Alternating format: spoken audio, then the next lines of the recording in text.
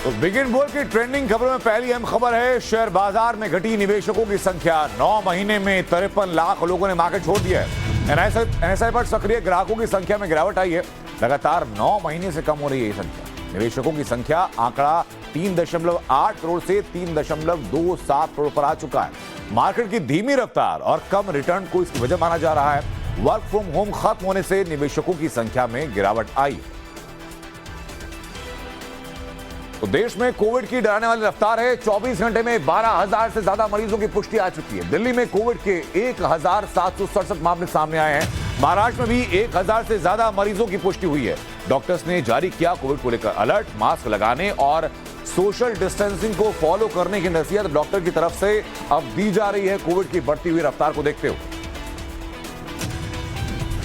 वहीं मौसम पर अमेरिका से एक बड़ी रिसर्च सामने आई है। भारत का 90% हिस्सा हीट वेव की चपेट में है।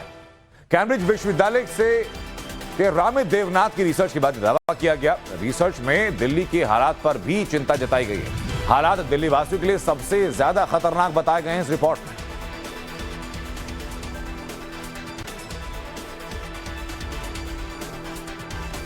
तो एक तरफ देश का पारा हाई है तो दूसरी तरफ पहाड़ी राज्यों में बारिश और बर्फबारी हो रही है। दिखाते हैं एक रिपोर्ट आपको।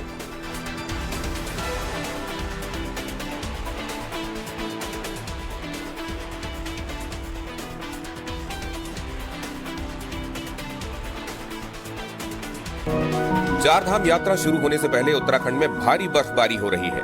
बाबा केदारनाथ के कपाट 25 अप्रैल को खुलने हैं, मगर उससे पहले चारों तरफ सफेदी छाई हुई है। खराब मौसम और ठंड बढ़ने से रास्ते को पूरी तरह ठीक करने में दिक्कतों का सामना करना पड़ रहा है। बद्रीनाथ में 2 इंच तक मोटी बर्फ जम चुकी है। प्रशासन ने स्नोफॉल के बीच भी अपनी तैयारियां तेज रखी हैं।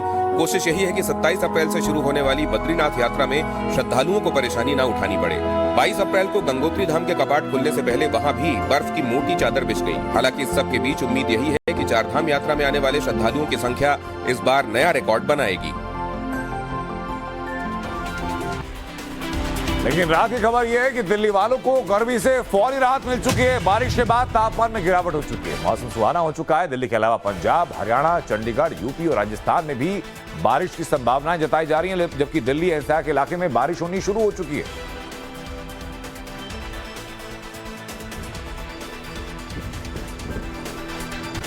वहीं देश की आर्थिक राजधानी मुंबई के बाद अब देश की राजधानी दिल्ली में दूसरा एप्पल स्टोर खुला है। एप्पल स्टोर का दरवाजा एप्पल के सीईओ टिम कुक ने खोला। सुबह करीब 10 बजे एप्पल स्टोर का दरवाजा खोला गया। इस दौरान स्टोर के बाहर भारी भीड़ मौजूद थी। देखिए आप एप्पल स्टोर के बाहर और एप्पल स्टोर के अंदर कितनी बड़ी भीड़ है। ये दिल्ली में एप्पल स्टोर खुला है, देश का दूसरा Apple store.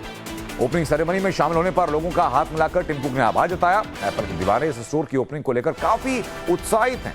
CEO Tim cook के साथ कई लोगों ने सेल्फी ली। दिल्ली में एप्पल का स्टोर साकेत के सेलेक्ट सिटी मॉल की पहली मंजिल पर खोला गया है।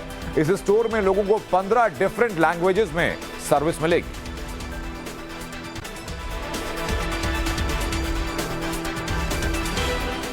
आज के दौर में भागदौड़ वाली जिंदगी में पैकेज्ड फूड की अहमियत काफी बढ़ गई। क्या आप भी पैकेज्ड फूड के शौकीन हैं तो आपको सावधान हो जाने की जरूरत है। वजह बताता हूं आपको। दरअसल डिब्बाबंद मूसली हो, ओट्स हो, उसमें प्रिजर्वेटिव्स मिलाए जाते हैं और फ्लेयरिंग एजेंट्स का इस्तेमाल किया जाता है। इससे ट्रांस फैट और कोलेस्ट्रॉल बढ़ने का खतरा होता है। रोज खाने से एसिडिटी और ब्लोटिंग और गैस की समस्या आपको हो सकती है। एडिड शुगर, प्रिजर्वेटिव्स डायबिटिक मरीजों के लिए सही साबित नहीं होता। मसाला और नमकीन ओट्स में प्रोटीन होते हैं जिसमें कि खाने से उल्टी आ सकती है, सूजन आ सकती है या पेट दर्द जैसी समस्याएं भी आपको हो सकती हैं। वहीं डिब्बाबंद जूस, एनर्जी ड्रिंक्स में बैक्टीरिया की ग्रोथ रोकने के लिए ब्रोमिनेटेड प्रिजर्वेटिव्स का इस्तेमाल किया जाता है, जो कि किडनी और लीवर पर सबसे बुरा असर कर सकता है। थायराइड और शरीर में सूजन का भी खतरा इसके खाने के बाद बढ़ जाता है। तो वहीं पैक्ड पीनट बटर में चीनी, नमक, फ्लेवरिंग एजेंट्स, वेजिटेबल ऑयल का इस्तेमाल किया जाता है। रोजाना डाइट में शामिल करने से फैट बॉडी के अंदर बढ़ने लगते हैं। ब्लड प्रेशर और हार्ट से जुड़ी समस्या बढ़ने का खतरा बहुत ज्यादा हो जाता है। अब आपको दिखाते हैं दुनिया की 5 ट्रेंडिंग खबरें 1 मिनट में, बिग एंड बोल्ड क्विक के जरिए। रक्षा मंत्री राजनाथ सिंह कोरोना संक्रमित हो गए हैं। फिलहाल उनमें कोविड के हल्के लक्षण नजर आ रहे हैं। उन्होंने खुद को घर में ही क्वारंटीन कर लिया है। बता दें कि आज रक्षा मंत्री एयरफोर्स कमांडर्स की कॉन्फ्रेंस में शामिल होने वाले थे, जिसे अब टाल दिया गया। सलमान खान के बाद गैंगस्टर लॉरेंस बिश्नोई ने अब राखी सावंत को भी धमकी दी है। राखी सावंत को धमकी भरे मेल में सलमान खान से दूरी बनाने की चेतावनी दी गई है। हालांकि इस मेल को लेकर राखी ने अभी तक कोई लीगल एक्शन नहीं लिया है। सिंगर और रैपर बादशाह ने हाल ही में अपनी एल्बम सनक रिलीज की है, जिसके एक गाने को लेकर संत समाज ने नाराजगी जताई है। पुजारियों का आरोप है कि बादशाह ने भोलेनाथ के नाम के साथ आपत्तिजनक शब्दों का इस्तेमाल किया, जिन्हें उन्हें अपने गाने से हटाना होगा और माफी मांगनी होगी। अमिताभ बच्चन ने हाल ही में ट्विटर के सीईओ एलन मस्क से ऐसी गुजारिश की है जो ट्विटर यूजर्स की समस्याओं का समाधान कर देगी। दरअसल अभिनेता ने ट्वीट्स में एडिट बटन की डिमांड की है। उन्होंने ट्वीट करके लिखा, अरे एडिट बटन भी दे दीजिए, गलती होती है तो सीधा ट्वीट डिलीट करना पड़ता है। तिरुवनंतपुरम में कुएं में गिरे भालू को सुरक्षित रेस्क्यू कर लिया गया है। भालू को कुएं से बाहर निकालने के लिए सबसे पहले बेहोश किया गया, फिर जाल के सहारे निकाला गया। गांव वालों की माने तो जंगलों में पानी सूखने के बाद जंगली जानवर रिहायशी इलाकों में पानी की तलाश में आ पहुंचते हैं।